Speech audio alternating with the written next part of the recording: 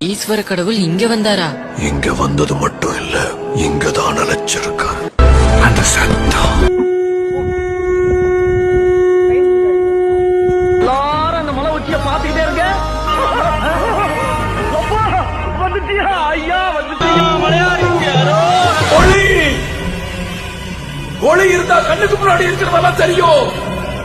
ஆனா ஒளி ஏறனாலும் தரிசனம் இருக்கும்.